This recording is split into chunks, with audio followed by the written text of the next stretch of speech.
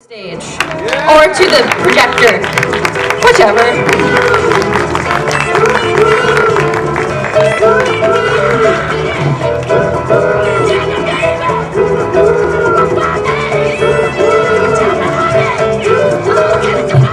Thank you very much for having me here. I appreciate it. I appreciate the opportunity.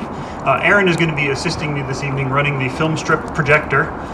Is anybody here old enough to remember film strip projectors? All right. High school. Well, today we'll be presenting one that's a bit DIY. It was actually, I made it from my favorite childhood book called The Steam Shovel That Wouldn't Eat Dirt by George Walters, as illustrated by Roger Duvison. And this is from 1948. So we're learning a lot from old things tonight. Beep. There we go. In the center of the city, a steam shovel was digging a big hole. Up and down he went, scooping the dirt out of the ground and throwing it into trucks. The men liked the steam shovel because he worked so hard. Beep.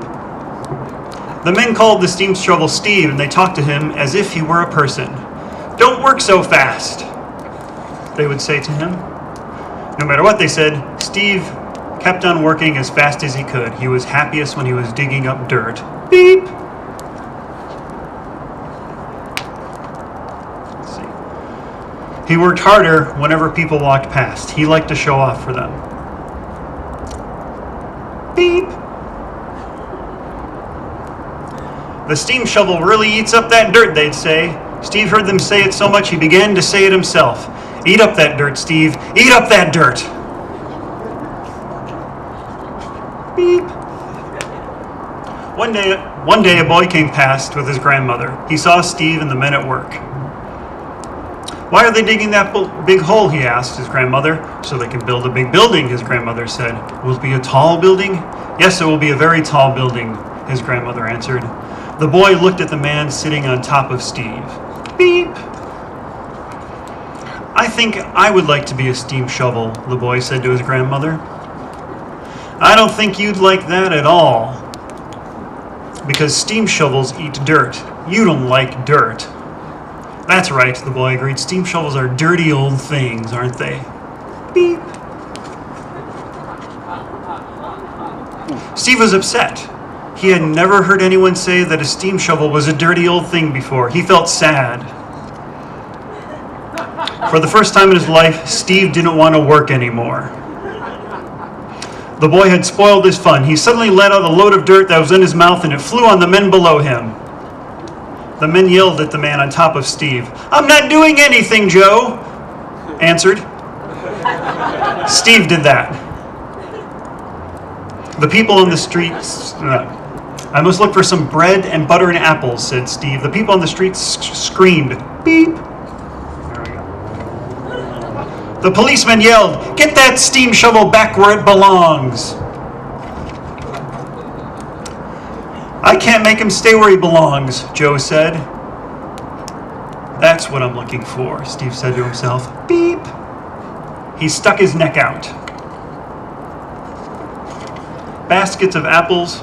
He grabbed baskets of apples before anyone could stop him. "What are you doing?" the truck driver shouted at Joe. "This isn't funny." "I didn't do it," Joe shouted back. "Steve did." The steam shovel swung his neck back over the hole with Steve and dumped the apples out. Beep. He hoped the boy would come back and see he was eating something besides dirt. The light turned green, and Steve took off like a shot. "I will have to go up the street," Steve said. "There I should find a store with lots of good things to eat." Before Joe could stop him, Steve started to roll up the street among the cars and trucks. A policeman chased him. Beep. But Steve went as fast as he could. He pushed the cars and trucks out of the way. His long net swung out over the street and grabbed some oranges. The people on the sidewalk screamed and ran into the store. "I wish that little boy would come back and see what I'm eating now," Steve said proudly.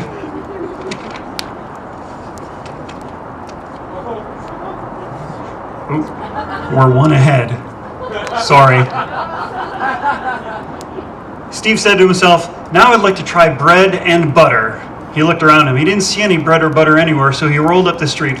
All the people followed, waiting to see what would happen next. Farther up the street, a big fat lady was walking out of a store. She had a shopping bag full of bread. "There's some bread," said Steve. "I guess I'll have to eat it without butter." Before anyone knew what he was doing, he picked the fat lady up. The lady screamed. Joe yelled. The policeman finally caught up. Everyone was certain that Steve would spill the lady. All of a sudden, Steve knew something was wrong. Beep. He had only wanted the bread, not the lady. The little boy hadn't said anything about eating ladies. Beep. "I've done something bad," Steve said. And he carefully set the lady back on the ground again. As he did this, Steve saw the little boy standing nearby with his grandmother. The boy had seen everything. "Why is that steam shovel picking up a lady?" the boy asked. "I don't know," his grandmother answered. "Maybe he got tired of eating dirt. But steam shovels ought to eat dirt, hadn't they?"